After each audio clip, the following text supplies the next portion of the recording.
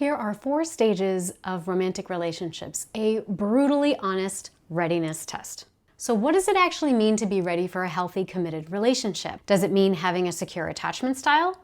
Does it mean healing every wound, eliminating every trigger, and reaching a point where relationships no longer activate fear, doubt, or uncertainty ever? Or is relationship readiness something more nuanced than that? Attachment styles, which are essentially instinctual blueprints for how we give and receive love, can give us valuable language for understanding how we respond to closeness, to distance, and emotional vulnerability. So some people become so focused on healing that they begin to believe that they must become perfectly secure, easy to love, and meet every standard or expectation before they can enter into a healthy relationship. But that's not really readiness. It is perfectionism wearing the language of healing. And one of the most important things that I have learned as a relationship coach and attachment therapist who has been doing this for more than 20 years and helped more than 6,000 clients and students is that relationship readiness is not a fixed identity or a finish line. It is a developmental journey. Now in this video, I'm going to walk you through 4 phases of that journey, and I call them wandering, exploring, discovering, and loving. Now for each phase, I'll also give you one reflection question to help you identify where you may be on that path right now. Now if you are a total beginner and you've never heard of attachment styles before, you can still get a lot out of this video. It is not necessary to watch this segment. But I also recommend watching my introductory video called Attachment Styles, a Basic Overview, and I will link that to this video.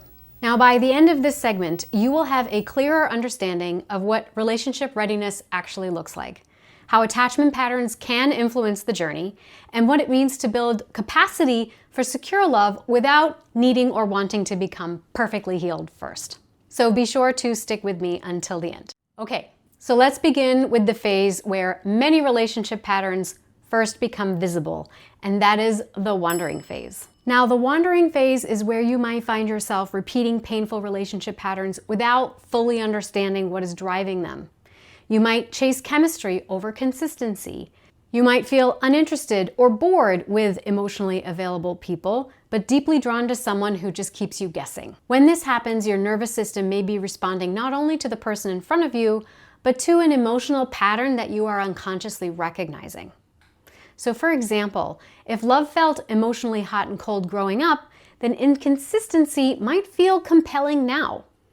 If your feelings or perceptions were frequently ignored or dismissed, you may have learned to question your own instincts, minimize your needs, or distrust your own inner compass in your adult relationships. And if you were expected to manage other people's emotions, maybe now you feel guilty for expressing your own, or struggle to identify what you might be feeling in the first place. So these responses, they have a history. But when these patterns continue automatically and habitually, you might start to mistake a sense of activation in your nervous system for attraction. You start conflating uncertainty with passion or emotional pursuit with intimacy. And so in the wandering phase, familiar patterns tend to make your choices for you. And that brings us to the readiness test. So when a painful pattern appears again, do you only ask, why does this keep happening to me?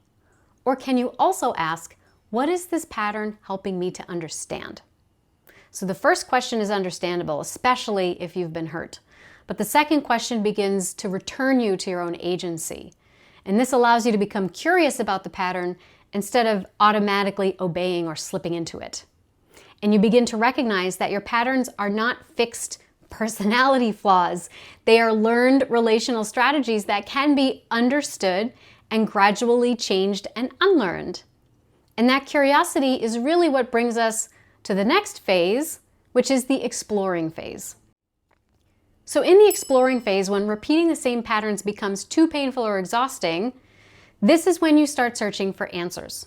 Maybe you read the books, you listen to the podcasts, you start therapy or coaching, you learn about attachment styles, nervous system regulation, personal boundaries, and communication. And this phase can be deeply relieving because it starts to give you some language for experiences that once felt kind of amorphous or confusing or shameful. And you begin to understand that your reactions are not random. But the exploring phase also has a trap. because sometimes we can turn healing into yet another way that we try to prove that we are not yet worthy of love by struggling so hard to earn it. And so you might start believing that you need to understand every wound, heal every trigger, and fix every insecure pattern before you are allowed to enter into a relationship, before you are allowed to love someone and to receive their love. So the readiness test for the second phase is your healing driven primarily by the question, what's wrong with me? Or by the question, what am I learning that can help me choose differently? So when your healing is organized around fixing yourself, there's always another problem to solve. But when healing becomes a way to understand yourself with more compassion and clarity, now insight can start guiding your choices. So you don't need to reach some final state of perfection or perfect security before you're worthy of love. At some point, the work is no longer learning about relationships. It's about allowing yourself to practice what you have learned while relaxing into them. And that brings us to the third phase, which is the discovering phase. Now, the discovering phase is where insight becomes lived experience. This is where the concepts that you have learned start showing up in your conversations, in the boundaries you set, in the conflicts you navigate and repair, and the discernment and the choices you make in partner selection. So relationship readiness does not mean that you never feel jealous, frightened, disappointed, or triggered again. It means that those feelings no longer have to make every decision for you. And so in this phase, you may still feel that old fear or maybe a grief rising to the surface, but instead of immediately blaming your partner, abandoning yourself, or spiraling into shame, now you have the capacity to take a pause. And you ask yourself, what is happening inside of me right now? What does this feeling need me to understand?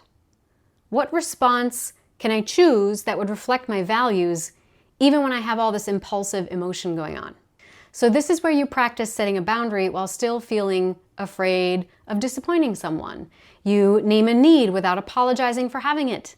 You repair after a conflict even if your pride is a little bit bruised. You're able to tolerate the discomfort of doing something new instead of returning automatically to what feels familiar.